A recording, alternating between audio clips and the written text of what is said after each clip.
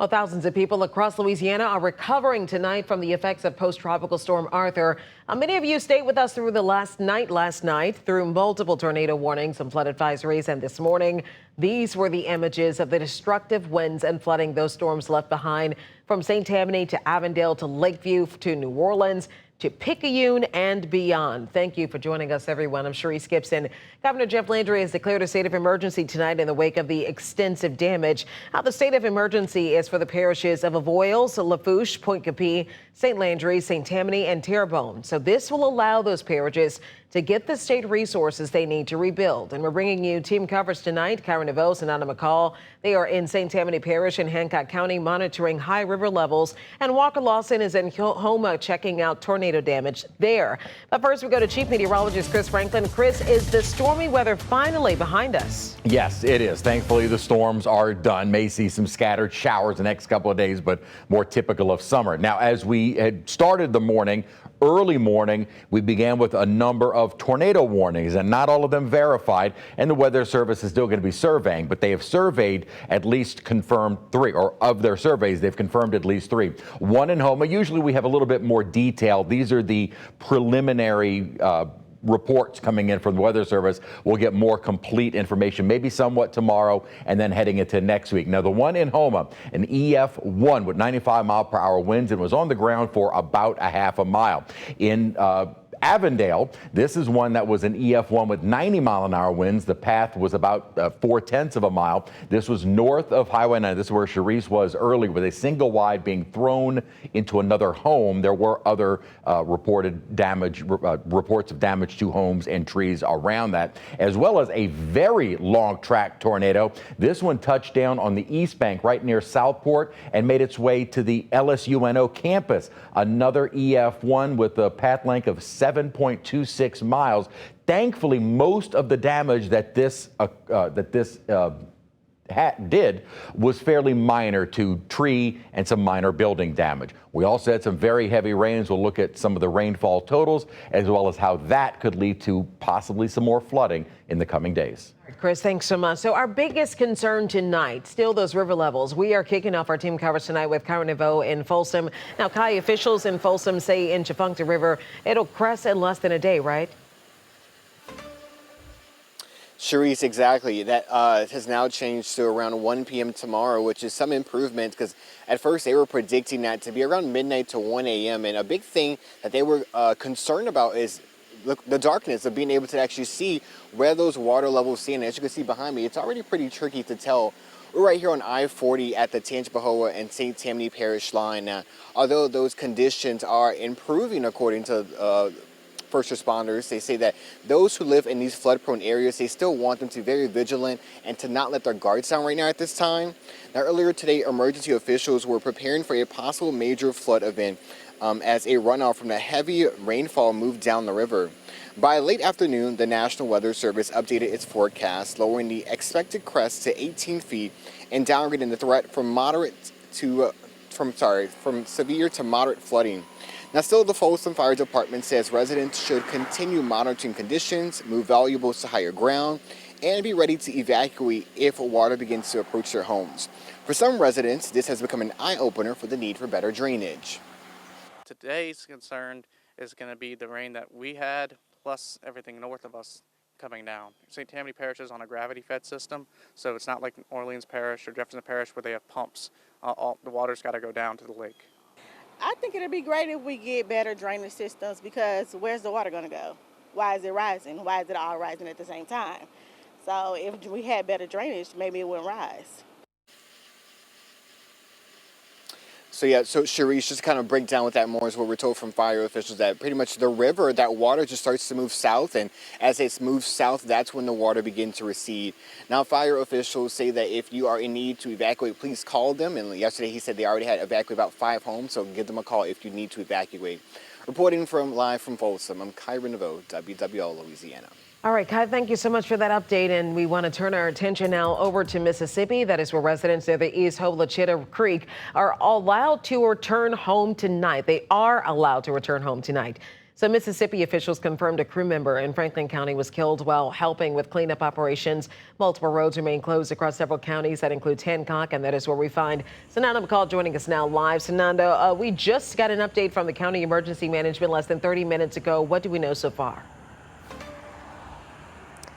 Hey, Sharice. Yes, the emergency management just said that in the past 24 hours, the county has actually seen between 9 and 14 inches of rain again in the past 24 hours. Of course, we're seeing a lot of that resulting in flooding, and a lot of people are trying to move their cars to dry land such as this. Now, we're also told that by 7 a.m. tomorrow morning, the Jordan River is expected to crest to around 9 feet. And I spoke with some residents today, and they say that they haven't seen flooding like this since Katrina. Oh my God. Lana lives near exit 6 in Picayune, where water from the Houma River was already pushing toward nearby roads and businesses. Oh my God. Look at this. And here's the scene she captured from the safety of her backyard. Her concern only grew after 3 p.m. Thursday, when Pearl River County officials warned the Anchor Lake Dam in Career, just a couple of exits away, was at risk of failing and urged some drivers east of I-59 to move to higher ground. As we drove through Hancock County Thursday, flooding stretched across multiple communities. Officials reported problems along highways 603, 604, and 43, including an overturned 18-wheeler and a bridge washout that left part of one roadway blocked. But some of the most dramatic scenes were in Jordan River shores, situated in between a canal and the Jordan River. That's why all these houses are so high. We do love our river. Just listening to my music loud enough that all the neighbors can hear, to uplift spirits. Residents were checking on homes and moving property to higher ground. People there told us some neighbors farther back in the community had to use boats to get out. Never had this kind of rain this time of year. The flooding was also sending residents from nearby mobile home communities to the Kill Shelter, which is only being staged as a temporary escape for now. One resident told us he came looking for safety after living through previous severe storms and tornadoes. And you just don't want to be in a mobile home when tornadoes are hitting at an F2 strength like that.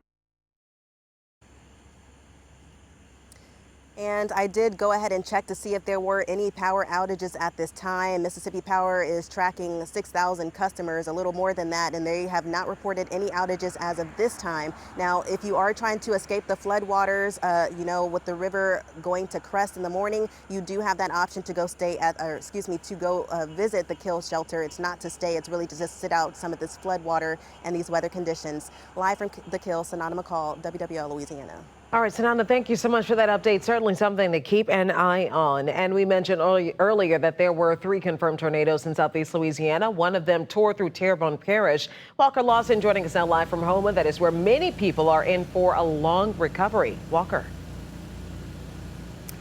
That's right, and especially a long night tonight, because a lot of these people here do not have power. A lot of people putting up tarps, and we actually have some people that are still on a roof right now trying to get the tarp up. But I'm gonna let you see just one home behind me that was damaged by this tornado, and you can see the roof was actually taken off of this home, windows completely shattered and empty, debris scattered throughout. And this is a scene that we saw all throughout this neighborhood here along Evelyn Avenue, just trees down, power lines down as well. We still have power lines down across certain areas of this community, and a lot of people said that they were surprised by the tornado that came through. One man that we spoke to described the situation last night late at around 2:30, 3 in the morning when it happened. Here's what he experienced.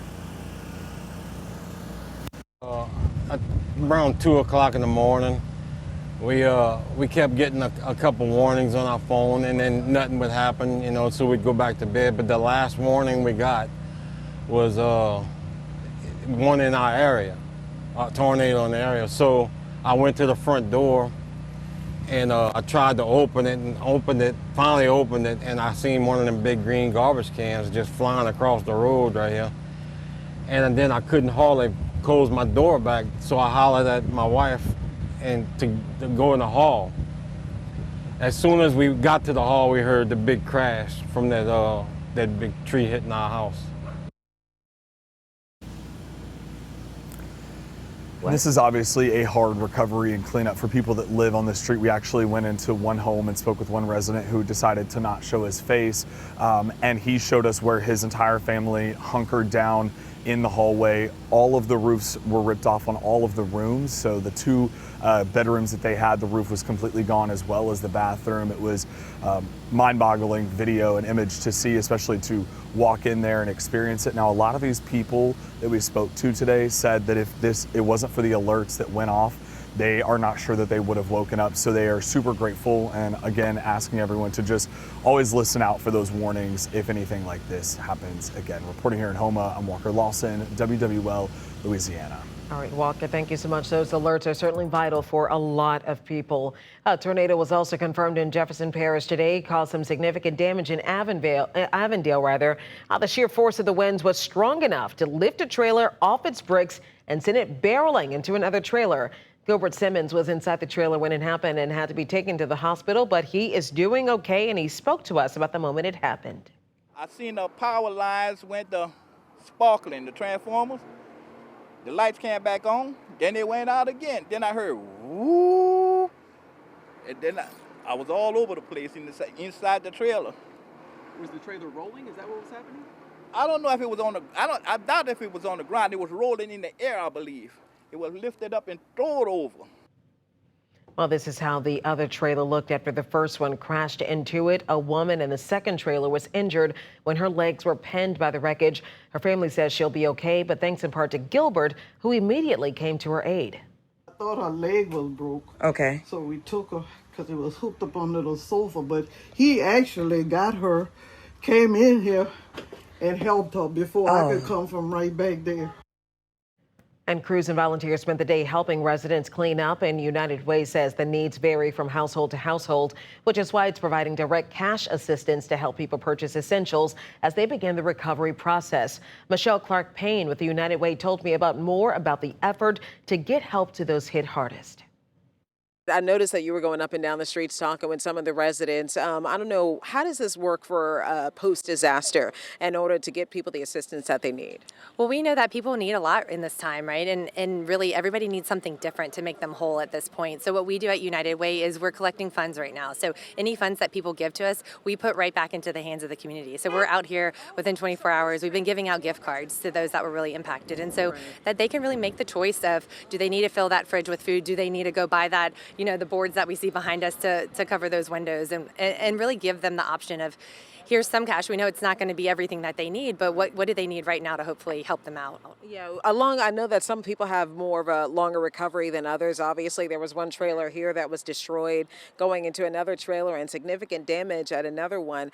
Do you offer housing, or where is it that you suggest people go if they want any assistance? Absolutely. So right now, we know that it's really going to take all the nonprofits, for-profits, government partners working together. So we actually worked very closely with Jefferson Parish Council right now in terms of working to see what do they need. And so when we got the call saying they need cash assistance, that's what we provided. So Red Cross is working with us, Rebuilding Together, Hands on New Orleans. There's a lot of different nonprofits that are all working together really to help try to mobilize and give these individuals what they need. How extensive is the damage parish-wide? Main part is in Avondale where we are right now. We also, United Way, we cover 7 parishes. So we also know that Slidell was hit pretty hard as well. So we'll be out there. But those 2 areas within our southeast footprint are the 2 areas that were mainly impacted. And United Way plans to return to the same location tomorrow morning. They're asking for volunteers to assist in cleaning up that debris. If you want to help out or learn more, visit our website, WWLTV.com. We'll have a link to sign up there.